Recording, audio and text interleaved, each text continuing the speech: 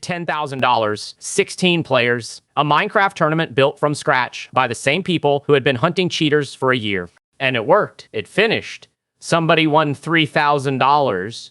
Then the community argued for a week about something nobody could settle. Not whether there were cheaters, who they were. And the strange part is that the winner had nothing to do with it.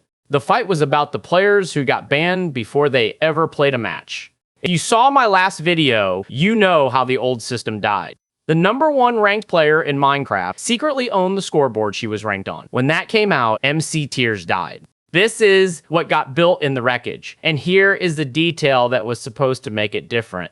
It was built by the people who helped expose her. September 2025. A player called FlowPvP uploads a video titled, "I Fought Marlow, Minecraft's Biggest Cheater." 350,000 views.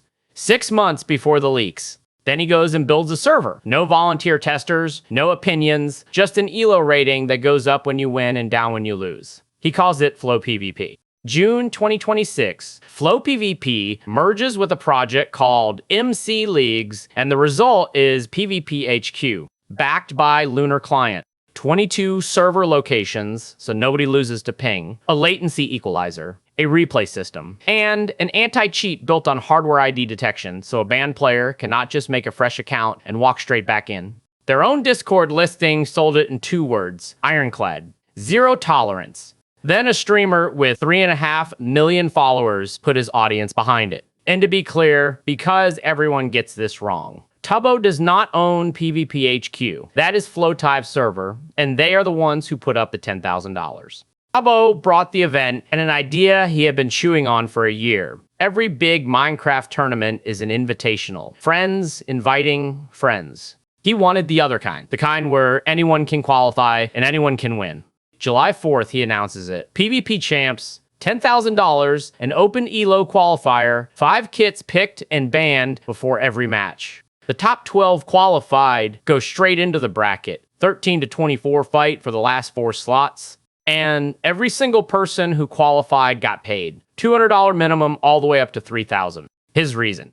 Nobody good enough to qualify should walk away feeling like they had wasted their time. And for 3 days in July, it ruled hard. Under the day 1 broadcast, the comments all said the same thing. I did not know Minecraft PvP was this intense. Which brings up something strange about the middle of that broadcast. Across the whole second day, 5 hours and 57 minutes, the word cheat is said 45 times. 41 of them are one player's username, which happens to contain the word. The rest is a joke about an on-screen overlay and 1 sentence where the casters get out in front of the audience defending a player nobody had accused. And the words anti-cheat, screen share, legit, and toggle are not said once. The tournament had been dealing with it all week, just never on camera. While the qualifier was still running, PVPHQ was throwing people out. And we know that because of the message that popped up in chat every single time it happened. You were refunded tournament rating due to the tournament ban on Ostaviz.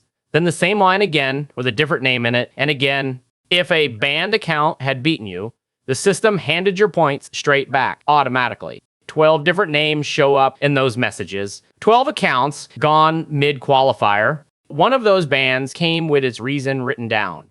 A staff member typed it to a player called Nlock in Discord in public. You have been banned for being a known cheater, not caught, known. And here is the answer from Nlock. Alright bro, no valid proof, just reputation. Fair enough, I guess. Which is a problem. The clean slate was not just policy, it was the thing they were proudest of. On day 1, the casters told a redemption story. A competitor banned for cheating who proved himself legit and made the field anyway. 6 days before the tournament started, the organizers sat in their own Discord. They said it plainly. People who were previously banned are now also able to play. It is a total clean slate. And then, minutes later, in the same room, the exception. There is still a blacklist, they said, only for very, very severe cases. Quote, I don't even think cheating is in this. So a list existed before anybody played a game, and by their own account, cheating probably was not on it. Total clean slate. Banned for being a known cheater. Those cannot both be the policy. Then there is the other one, and every part of it comes from one player's video. We will get to who made it. In it, he says a player who would have qualified got asked to screen share 35 minutes after the queues had already closed. That player was away from his computer and did not answer. A few minutes later, he shut the game down because as far as he knew, the night was over. Banned. Failed to screen share, and according to that same video, his appeal ticket never got answered. The account is in PVPHQ's own ban list, so the ban is real. Whether the call was fair is one man's word, and here is what makes it impossible to argue cleanly. Whatever you think of that call, the rulebook is on the record. PVPHQ publishes an actual rulebook, 6 sections. More than 50 ban mods listed by name. Rule 6.2, closing Minecraft while you are frozen is an immediate ban. Rule 6.3, 3 minutes to join Discord when staff asks. And Rule 1.11, making claims about another member without clear and valid evidence is itself punishable. You can be punished for the accusation and banned for the reputation. Written down in public before any of this happened. Their screen share protocol names 9 separate services inside Windows that you are not allowed to switch off. Prefetch logging, event logs, background activity monitoring. That is the same forensic checklist a professional would actually run. It is more than the entire tier testing era ever asked of anybody. So a player got removed under a real, published, genuinely better rulebook, and it still landed as an injustice. Both of those are true at once. And then, at the very bottom of that rulebook, there is the sentence that quietly undoes a chunk of it. Every enforcement decision is made at the sole discretion of management. And management is, quote, not obligated to disclose internal evidence. That is the honest version of how basically every server on Earth is run. It is also the exact machinery that killed the last one. Calls you cannot appeal, made by people who never have to show their work. The day after the finals, a Polish player called Janek uploaded a 3-minute video, Why You Shouldn't Play on PVPHQ. Tiny channel, 3,000 subscribers, 15,000 views, and it set the frame for the whole week. His argument is not that cheating is fine. It is that the enforcement was inconsistent. He says he got excluded as a known cheater despite never being banned on any tier list in his life. He says the open queues were full of obvious rage hackers who got removed too late to matter. And he says players with prior bans were allowed to compete and got praised on air while they did it. And then he gets to the evidence. The evidence is the official tournament leaderboard with 8 names underlined in red pen. That is the whole thing. No logs, no demos, no ban records, no footage, 8 names, and a marker. And one of those 8 names is Astevez. But Astevez was already gone. He is sitting right there in the ban list PVPHQ posted in Janek's own video half a minute earlier. He qualified 9th PVPHQ tournament, banned him. They have never said why, and he never played a single match of the main event. They pulled him out, and the next name down the ladder took his seat. The player he is holding up as proof they let cheaters in is the player they had already thrown out. There is one more thing sitting in plain sight. Every gameplay clip in that video was recorded somewhere else. Look at the corner of his screen. PvP Club, Marlowe's old server. The one my last video was about. So the man attacking the new institution filmed it standing in the ruins of the old one. His own commenters clocked it immediately. But I am not going to let you throw him out either. He was fair about it. Here's how he ends the video. It's a great initiative from Tubbo. The guy really put his heart into it. But I feel like it could have been done better. That is not an attack video. That is somebody who got shut out saying the door was closed wrong. And 3 strangers in his comments say the same thing happened to them. And his sharpest point is the one nobody has actually answered. The bans landed late. Accounts got removed after the queues had closed. So the rankings that decided who qualified were already bent by the time anyone fixed it. Handing the points back afterwards does not unplay the games. Now, the part that gets left out of every retelling of this, these were not people asleep at the wheel. During the closed qualifier, they stopped a finish match and reran the whole thing. Because a server bug had handed one team free healing. They pushed one match back an entire day because the player's internet looked wrong. And on the accusations themselves, they had already answered.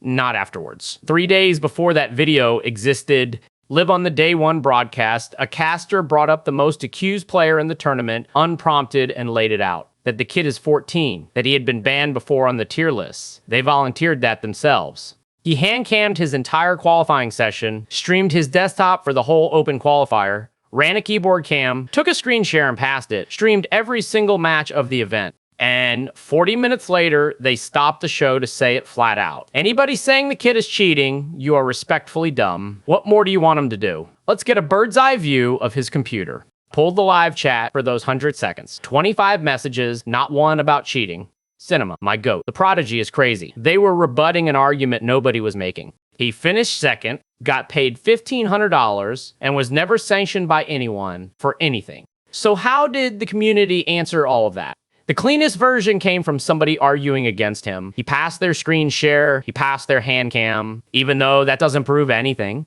He did every single thing you can possibly do. And the answer is that doing everything doesn't count. And honestly, they are not wrong. Here is what $9.99 a month buys you today. A cheat client whose own sales page promises its ghost features will bypass any popular anti-cheat. And one version of it sold in 2 words: screen share proof. Designed in their own marketing to be hard to find in a screen share.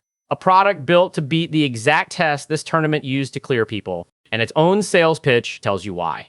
Stop playing cat and mouse with manual screen shares because you are falling behind. And if you think that is just a PVPHQ problem, look at this. 6 days before PVPChamps began, a paid cheat client affiliate uploaded footage of himself cheating on the other new server, Dream and Dr. Donut's MC PvP. The automated one. The one built specifically so that human judgment could not be corrupted. With a 10% discount code for the cheat client in the description. To their credit, the organizers basically admitted all of this before it happened. In that same Discord room, one of them said it out loud. Anti-cheat's pretty good, but it's definitely bypassable, bro. No anti-cheat is perfect. That is the most honest sentence in this whole story. It sits on a recording with 162 views. The pitch video with 97,000 views does not say the word anti-cheat once. And then it happened live in the middle of the grand final. 5.5 hours in, word comes through that a player has just been banned for cheating. One of the desk explains what that means. That's an auto ban. That would be the anti-cheat doing exactly the job it was built to do. And one of the organizers answers on his own stream about his own anti-cheat. He probably wasn't even cheating, bro. He had like 4 incompatible mods. The system caught somebody, and the people who built it didn't believe it either. By the grand final, the casters were joking about it themselves. Somebody hit a shot that looked too clean, and the desk goes, check his PC. Screen share him again. Do the PVPChamps legendary 3 screen shares. If you pass all of them, you're a legend, right? That is the joke. That is also the whole problem. The screen share stopped being proof and turned into a ritual. And out in the actual audience, none of it landed. Counting both YouTube and Twitch, the broadcast and the announcement pulled about 900,000 views. The video that started the fight pulled 15,000. The grand finals live chat ran 27,000 messages. Take out the one player whose username contains the word and 21 of them mention cheating. Nobody says anti-cheat at all. The story that ate the community for a week never got into the room where the tournament was being watched. The top comment under the grand final still reads, "An amazing and very well done tournament, man." So what actually broke here? Nothing broke. That is the answer. They published rules, they ran screen shares, they banned 12 accounts mid-qualifier, and refunded the players who lost to them automatically. They put a 14-year-old on a hand cam, a keyboard cam, and a desktop stream. And it moved. Nobody, because you cannot verify a human being through a screen. So every organizer ends up reaching for the only tool left: judgment. Somebody in a room deciding who looks legit. And from outside that room, judgment and favoritism look exactly the same. MC tiers proved a scoreboard could be corrupted. PVPChamps proved something worse. That you can replace the scoreboard, replace the owners, write real rules, and still end up standing right here. The champion was never accused of anything. The broadcast called him undefeated. He didn't drop a match all tournament. And in the final minute of the broadcast, the desk turned to the 14-year-old, who came second. Hand cam, keyboard cam, desktop streamed, screen share passed. And the words they reached for were a newcomer trying to clear his name.